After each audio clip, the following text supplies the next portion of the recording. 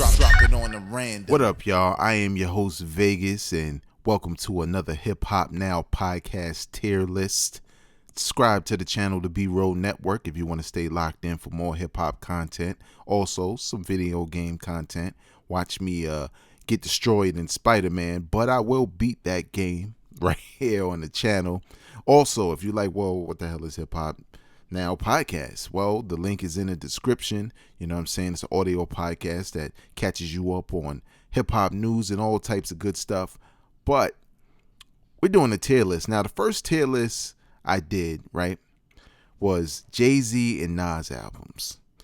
And some of you, not all of you, were under the impression that there was some sort of favoritism when, let me just clear the air, these lists are subjective, right? So this is coming from me.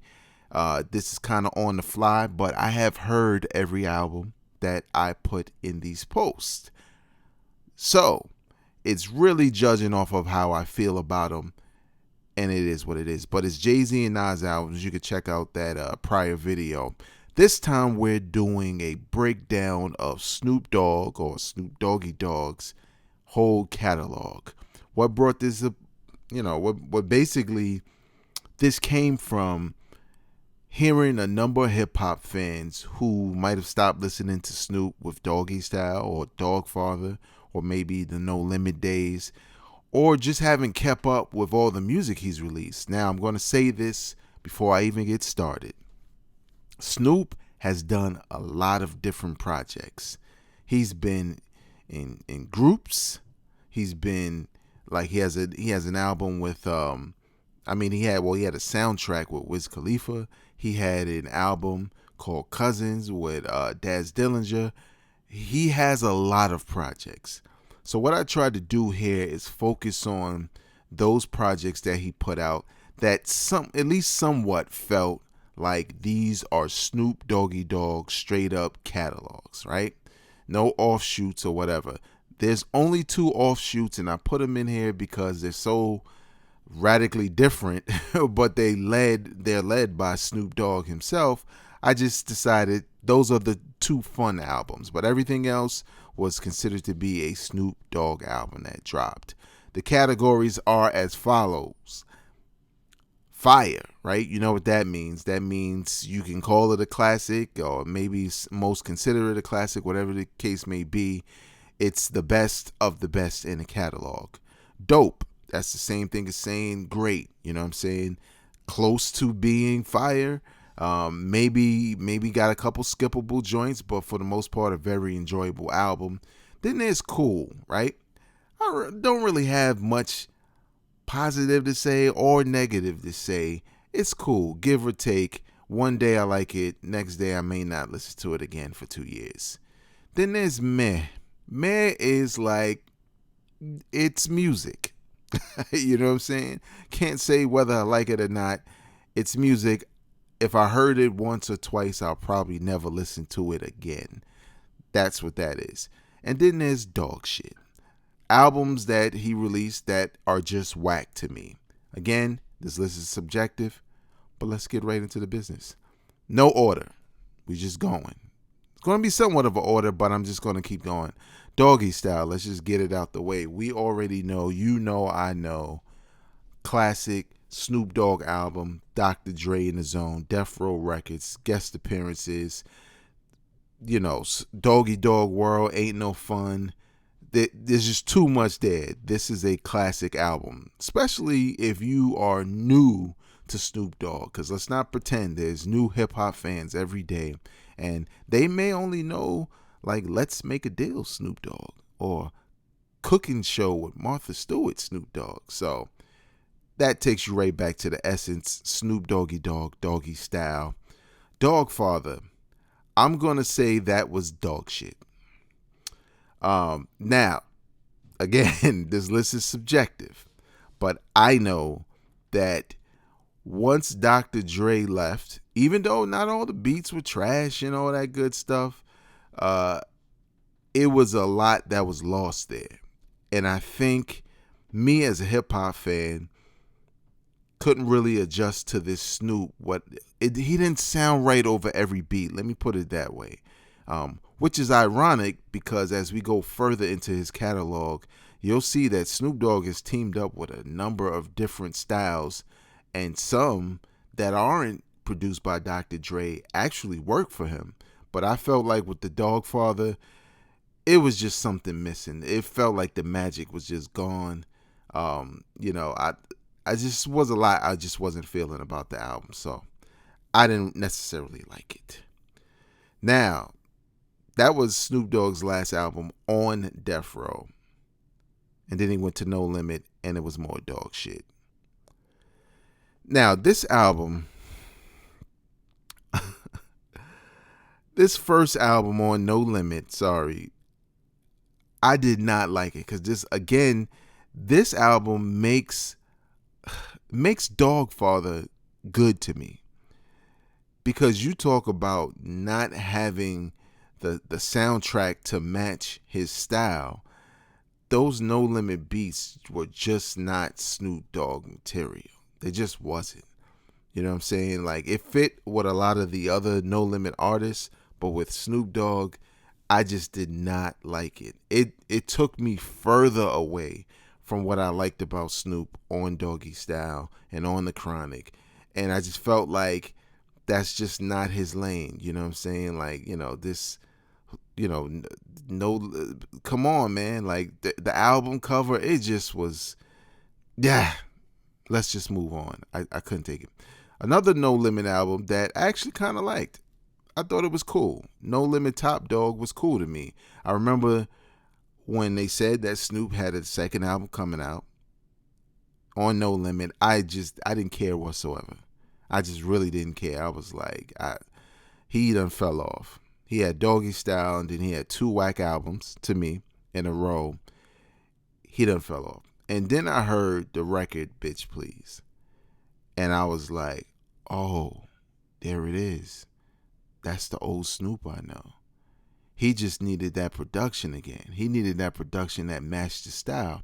And there was some varied production on there. And the album cover stepped away from, those No Limit album covers that was like the cheesy Photoshop for back then.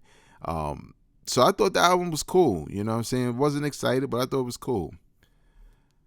The Last Meal, Snoop Dogg's last album on No Limit, I thought that album was dope. This is when the production really started to go back to that traditional Snoop sound. Obviously, Dr. Dre played a role, but also other producers on the album had beats that fit him. You know what I'm saying? Like, I love a record like Stacey Adams. That sounds like a record Snoop would make. You know what I'm saying? Even the Tim Dog joint. I'm not Tim Dog. What am I talking? Tim Dog of all people. I'm talking about Timbaland. Even the Timbaland joint, I thought that kind of worked. Again, that's an example of that's not Dr. Dre, but yet it's working for Snoop. The Last Meal was Snoop saying it's the last time anyone else is going to eat off of him in his career. And I'm not gonna front. I was kind of shook because I was like, "Come on, Snoop! You done had 2 albums that you started reeling me back in to that, that Doggy Style, Snoop still here, and now you scaring me." You know what I'm saying? But I'm here to say it didn't go bad. Next up, Paid the Cost to Be the Boss. I thought that was a dope album. This was Snoop he was really mixing it up at this point. I mean, he had a song with Premier. The only knock I would say on this album is probably it's too many different sounds. So it just sounds like Snoop was just working with all of the producers he's wanted to work with. Whether that was East Coast or West Coast, or producers he's worked with, and he's just doing more with them as far as production and linking up together or whatever. And it was the first time I heard Snoop with Pharrell on Beautiful, and I was like, I think I really like Snoop over Pharrell beats. Something here is special. Another album, Initially, when it came out, I didn't like the idea of it because I'm like, here we go again. You experimenting too much, and I have grown to love it. Now, I do skip some joints. Snoop Dogg's Rhythm and Gangsta was supposed to kind of be like taking the gangster rap version and what he did with Beautiful and meshing it together and having more production with Pharrell. Everything Pharrell did on here with Snoop, for the most part, I loved. Obviously had the hit Drop It Like It's Hot on here. I mean, like, it's one of those albums where I came to it later because honestly, again, I wasn't trying to hear it. I was like, yo, man, don't do that, man. You start experimenting too much and then you're just going to make a whack album. You're going to be back in the dark ages, right? But nah, I had a friend, shout out to Zach, I'm saying, who I used to work with, who was like, nah, you need to listen to that joint. So I did, and I've been listening ever since. Next up, let's go to this joint. Ego Trippin'. This one was cool. It was cool to me. It was a case where Snoop said he was making an album with Teddy Riley at a time where I was like, I didn't even know Teddy Riley was still producing. That's how I felt. How could this be good? First video came out, it was Sexual Seduction, or what, you remember that joint? I liked it because the video was funny to me, but I was kind of like, what is this going to be? And it actually has a lot of dope tunes on there. It's a very slept on Snoop album. But again, you can't go in looking for Doggy Style, because especially by this time, Snoop was working with who he could work with. You know what I'm saying? Whether it was features or production, Snoop was experimenting with his career big time. Next joint up, Snoop Dogg Blue Carpet Treatment. This joint is fire. When people ask me, okay, I haven't listened to Snoop since Doggy Style, what's his best album out of all the albums that he's dropped? Easily, I'll say Blue Carpet Treatment is the closest you'll get to what you liked about Doggy Style. Obviously, upgraded, different sounds here and there, different type of Snoop. But when you talk about lyrics and like what you liked about Snoop and the cadence and his rhyme flow, it's definitely this one. Not a lot of experimenting, a lot of tracks, that remind you of those days. Obviously, Dr. Dre had a lot to do with this album. So again, fire to me. Then there was Malice in Wonderland. I thought this was... I used to think it was cool, but now I think it's meh, because I never went back to it. When it first dropped, I really was like, this joint is alright, And it was a point where I was playing it, like listening to it. And then I kind of just stopped, because I kind of felt like I started skipping more. I started skipping records that I used to like, which is crazy. But I don't feel like it's whack. I kind of feel like if you were a person who took a huge break from Snoop and started going through the catalog, you might like this one, because it's not that bad at all. Then he followed it up with a joint called More Malice. This one was meh, mainly because it was unnecessary at the time. I think Malice in Wonderland was seen as a good album, and More Malice was like, whoa, well, I got more tracks for you. Probably the standout cut for me on here is the remix joint that he got with Jay-Z, and maybe a couple other joints. But again, two albums that I own, but I almost never press play on them. Honestly, like almost never touch them. Next up, The Documentary.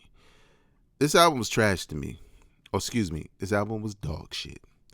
I say that because, for one, it was too many records and too many throwaway tracks. You know what I'm saying? Just tracks that was just kind of like, what was the point in making this joint? Like, you know what I'm saying?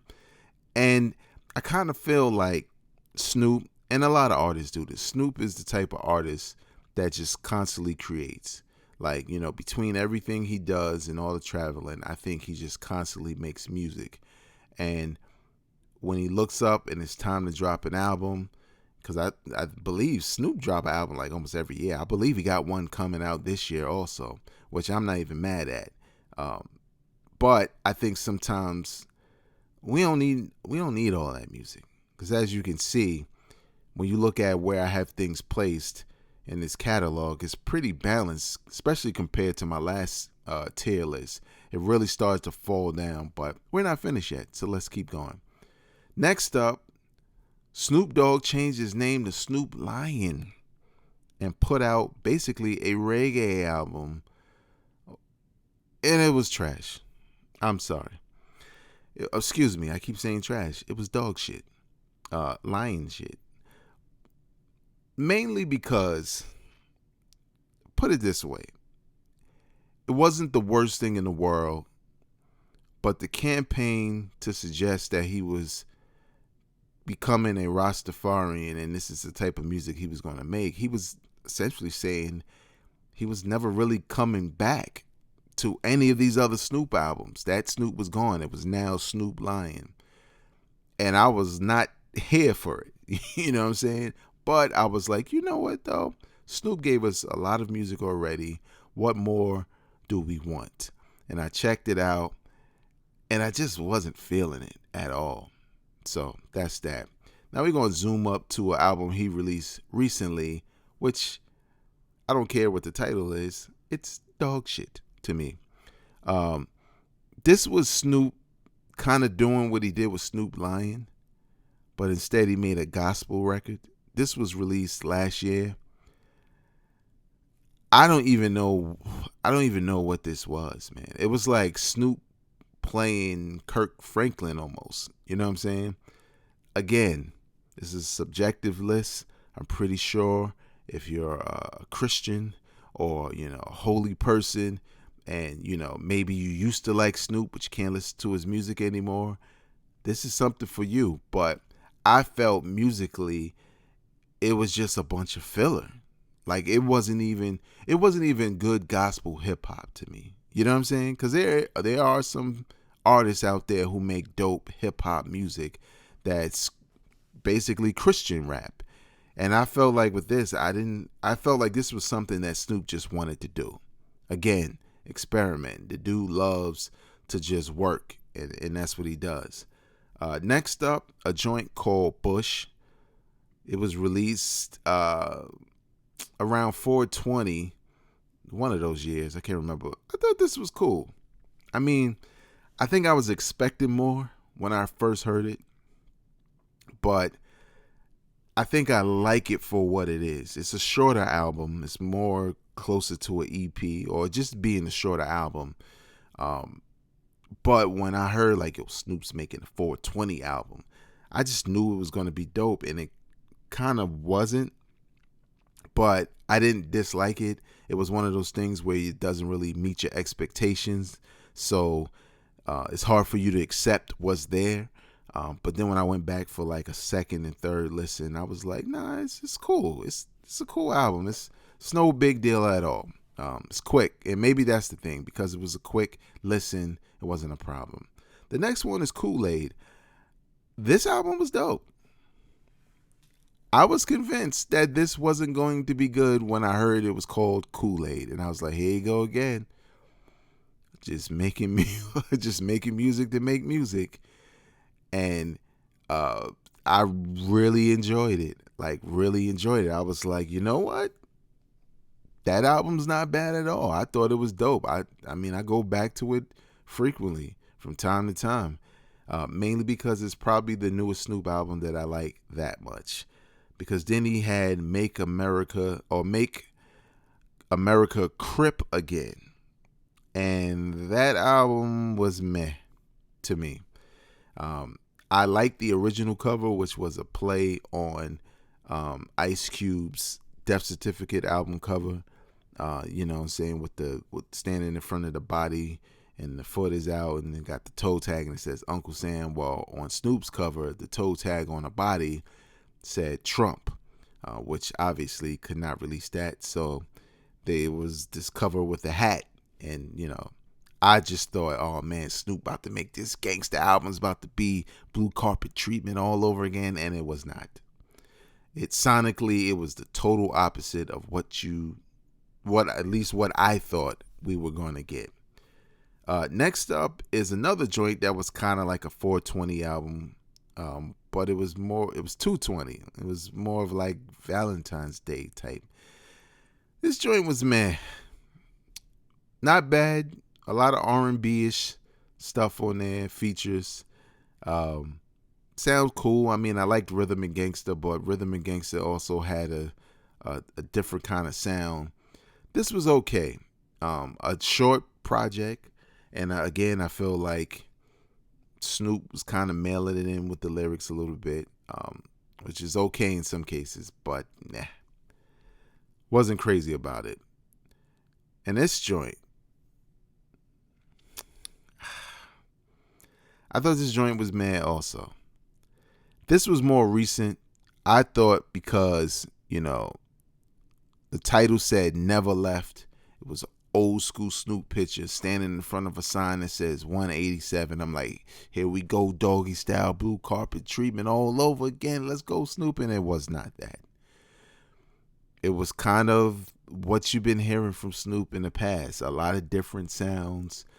None of it really committing to the gangster sound that's synonymous with gangster rap, which is fine because, again, if you look at my dope category, those albums don't necessarily do that either. But I felt like those albums had better songs. And whereas with this joint, just had too many songs and too many songs that were just forgettable for me. So that was it. So that's my tier list. Snoop Dogg albums, catalog. Obviously, there are other albums and collaborations that I chose to leave off. But when I look at this list, even though I got a couple of joints in the dog shit category, and I got a couple of joints in the meh category, Snoop somewhat has a solid, hit or miss, but pretty solid catalog. Now, I say solid comfortably because the albums that are cool to fire, the songs are really good. And some of these albums that are meh to me and even in the dog shit category have some definite standout tracks.